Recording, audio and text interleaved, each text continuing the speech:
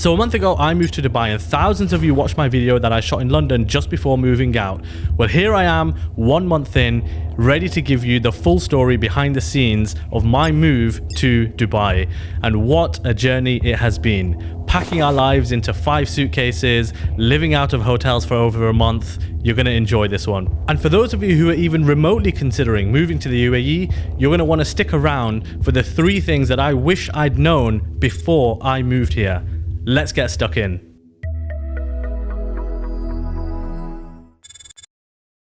Okay, like I booked an apartment, booked it for a month, go there, first thing is like sort the residency out, mine, and then I'll sponsor effectively my wife and kids. Last day in the office, how do you feel? It's weird, I kind of like, I switch off my emotions. I think my brain just thinks, you know, it's game time. I've got this, I've got these things to do. Let's just go and do it. Good, sir. Go.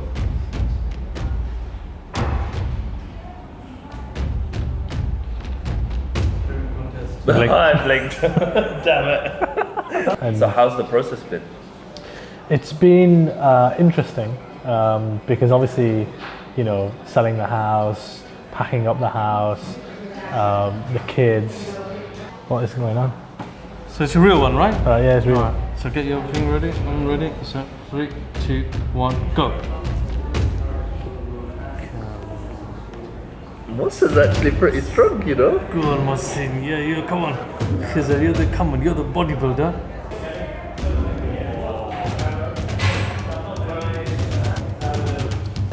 I'm sure you cheated. I've injected Mohsin with a weakening agent. I think this period is the worst, where like, you know, you've done your packing, you've sold the house, and like you just in limbo a little bit because like, you know, we're living at like my parents, and like our stuff is, you know, all over the place, and you know, the kids like don't know, like they're just like, you know, doing whatever, and like we're so busy doing other stuff that you can't really give the kids much time as well. And there's like people to meet and like all that kind of stuff. So I think we're just looking forward to like, you know, getting onto the plane, checking into, you know, the apartment, and then like starting that next chapter. So the process of packing up and moving was an extremely stressful time. It's totally doable, but I'd be lying to you if I said it wasn't difficult. First of all, we had the house. We decided to sell, and we had to time everything so it would coincide nicely with our flights out to Dubai. And then there's the packing. Oh my God, the packing. On top of that, you've got all the preparation for your move here, your flights, your documents, your hotels, your car hire. So much to sort out so that when you land, you're not totally stuck. And if that wasn't enough, you've got all your life admin in the UK to sort out. Your change of address, redirecting your post, making sure all your documents are in order, making sure your tax situation is sorted out. Now, all of that on its own is quite a lot. But remember, you're doing this whilst you're carrying on your normal life. So my kids were still at school. We still had the usual daily frantic lifestyle that you have when you have 3 kids. Oh, and you mustn't forget, 2 weeks before you leave, you've got to carve out a couple of weekends because your family and friends are going to want to see you. So you can't do any of the last minute packing either. All of this has to be well in advance. And you're doing all of this whilst making sure you're not over the Emirates 30 kg limit. So yes, it's a lot of work. I only actually listed my car for sale once I got to Dubai, thanks to a close family friend. PS, if anybody wants to buy it, please let me know.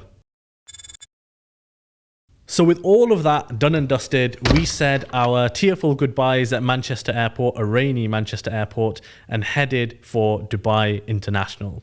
Now, I've holidayed in Dubai in recent years, so I've become very accustomed to things and the way things work in Dubai. I've rented cars here before, I've driven here, so I was already somewhat accustomed to Dubai. If you have not had the opportunity to do that, and you're considering moving here, I'd strongly recommend spending at least 2 weeks, if not longer, here, just so that you can understand the way things work on the ground. There's really no substitute for the on-the-ground experience that you get before you move out.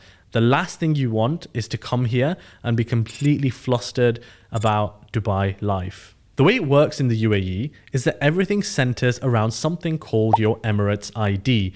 This is essentially a card that gives you your rights of residency. And crucially, without it, as I'm finding out, you can't do anything. You can't rent a place, you can't buy a place, you can't buy a house, you can't open a bank account. You are basically still stuck as a tourist.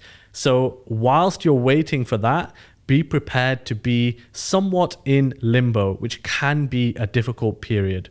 So whilst I applied for my residency, I had already booked from the UK a 1-month stay in a hotel apartment in an area called Sport City in Dubai.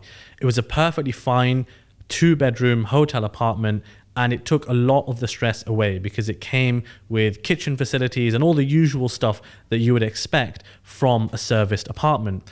Now, this is very much the norm for people coming here because you cannot necessarily get your Emirates ID from abroad. You have to be in the country whilst that process takes place. Some people choose to come before the move and get their Emirates ID in their hand before bringing their family over.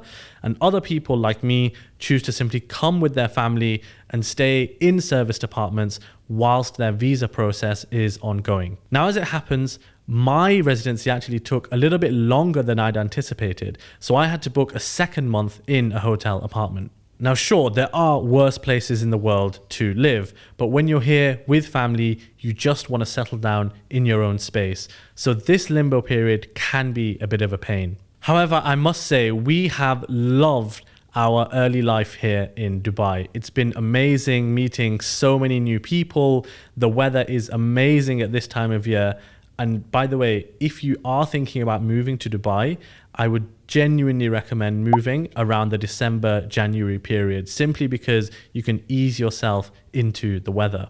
And as someone born and raised in the UK, where I'm used to hearing people complain almost as a cultural norm, it's so strange for me to talk to people in Dubai and hear that they've been here for 20 years and they're really, really happy here. That still blows my mind. But I can see why. Funnily enough, the availability of things like great food here lead to something infamous called the Dubai Stone, which is exactly what it sounds like. You put on a stone when you first move to Dubai, and there's a reason I'm wearing a kandura today. For those of you who don't know, I run an investment platform called Curate Capital, and it's been great meeting so many of our investors here in the Middle East and getting to know new ones as well. Particular highlights for me have been going to the top of Burj Al Arab thanks to a close friend, visiting the plentiful masajid on pretty much every street corner and never having an excuse of missing Salah, and generally just being part of what is frankly an awesome community of expats and friends here in the UAE. Actually, that's one thing I have to highlight. The community here is absolutely fantastic. We've been so grateful for all the help that we've had, from snagging employee discounts to school recommendations to, even helping us move from one hotel apartment to another. People are sincere and genuinely willing to bend over backwards to help.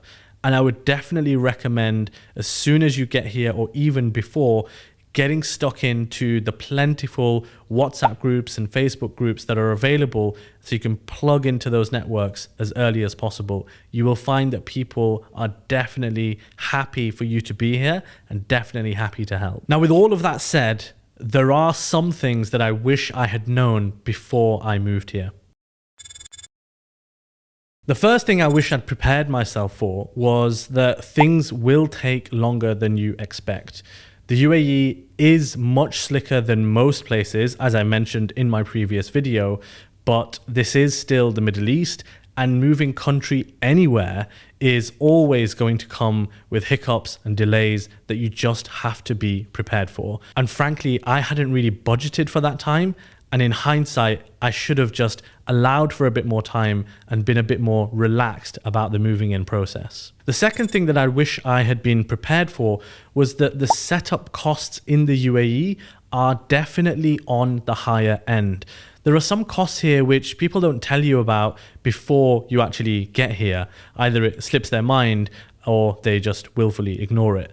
But there are things like depositing money with the utilities companies, which I'm just not used to that from the UK. And then you've got kids' school fees, uniforms, compulsory equipment that they have to buy. Then, of course, you've got the usual rent deposits, buying a car, buying your furniture, and so on and so forth. There's a lot of initial setup to do. And I recently heard a rule of thumb that it's a good idea to budget between £5,000 and £10,000 or $5,000 and $10,000 for your initial setup in the UAE. And I think that's a pretty good rule of thumb. The final thing that I wish I'd known before I'd moved to the UAE was that there are loads of Facebook and WhatsApp groups that you can get stuck into even before you move to get ahead of any questions that you might have. They're a great opportunity to get all your silly questions answered. And if you want to be added to these groups, because I'm in them all now, feel free to comment below and I'll disseminate the information. So that's a wrap, folks. That's my first month in the UAE in one short video for your viewing pleasure. Comment below, let me know what kind of content you'd like me to do. Maybe it's more about the cost side of things, or maybe it's more about the lifestyle. You let me know in the comments and I will deliver the content, inshallah. Thanks a lot for watching, and until the next time, Assalamu alaikum.